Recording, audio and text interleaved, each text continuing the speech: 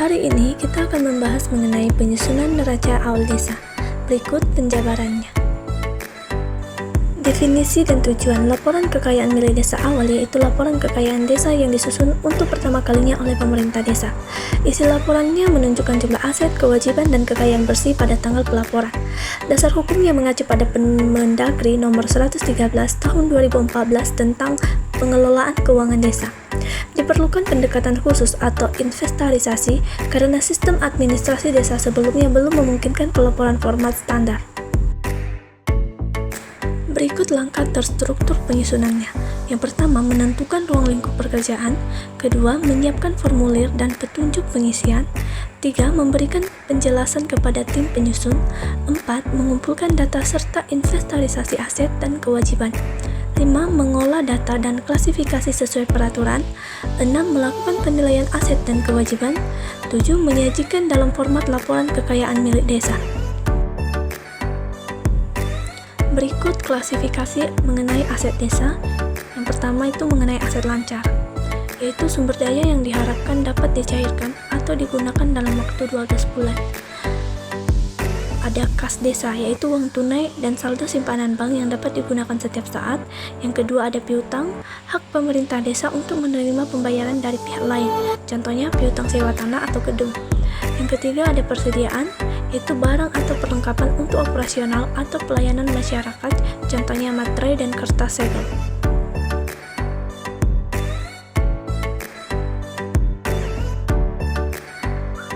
Klasifikasi aset desa bagian 2, aset tidak lancar. Yang pertama, penyertaan modal, yang merupakan investasi pada badan usaha milik desa atau bisa disingkat dengan BUM desa. Yang kedua, aset tetap, aset berwujud dengan masa manfaat lebih dari 12 bulan, yang terbagi menjadi 4 bagian. Yang pertama, tanah, yang dinilai berdasarkan nilai wajar atau NJOP. Yang kedua, peralatan dan mesin, contohnya seperti alat transportasi, pertanian, komputer, dan lain-lain. Yang ketiga, gedung dan bangunan, seperti bangunan kantor, monumen, dan menara.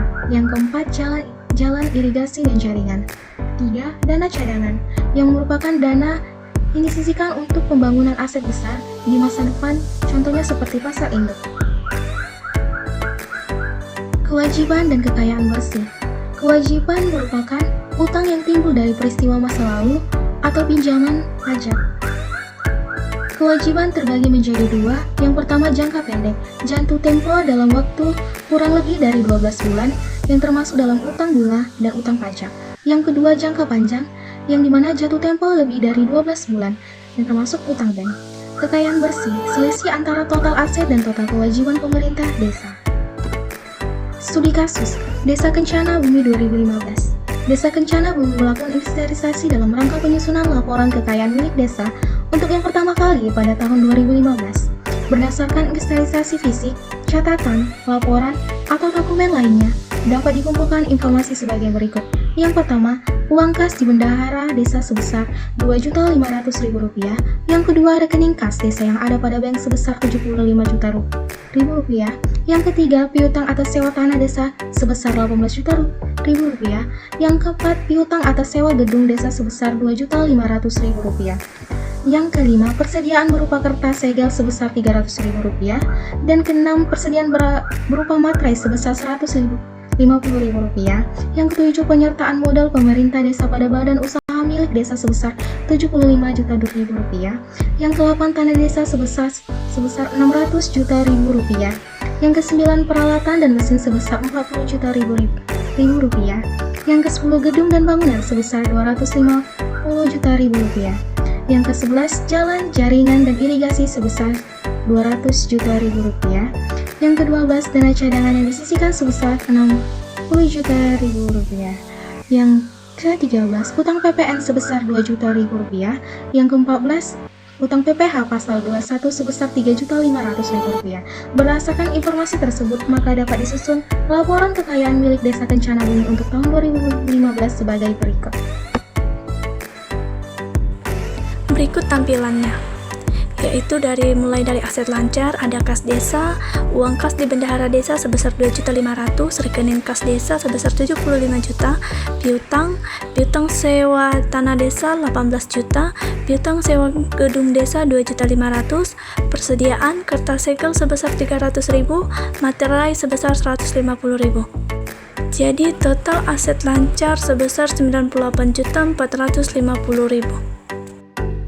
Masuk pada aset tidak lancar ada investasi permanen yaitu penyertaan modal pemerintah desa sebesar 75 juta, aset tetap yaitu tanah desa 600 juta, peralatan dan mesin 40 juta, gedung dan bangunan 250 juta, jalan, jaringan dan instalasi sebesar 200 juta, dana cadangan sebesar 60 juta. Jadi jumlah aset tidak lancar sebesar 1.225.000.000. Jadi total jumlah keseluruhan aset sebesar 1.323.450.000. Adapun kewajiban jangka pendek yaitu utang PPh pasal 21 sebesar 3.500.000, utang PPN sebesar 2 juta. Jumlah kewajiban jangka pendek sebesar 5.500.000. Jadi jumlah kekayaan bersih sebesar 1.317.950.000. Jadi, kesimpulan dari materi kami kali ini yaitu mengenai penyusunan laporan keuangan yang akurat memerlukan pemahaman terhadap komponen, prinsip, serta langkah-langkah sistematis dalam pencatatan. Dengan mengikuti prosedur yang benar, laporan keuangan akan menjadi alat yang andal dalam mengelola keuangan dan merencanakan masa depan usaha. Laporan yang baik bukan hanya catatan angka, tetapi juga cermin transparansi dan profesionalisme dalam berbisnis.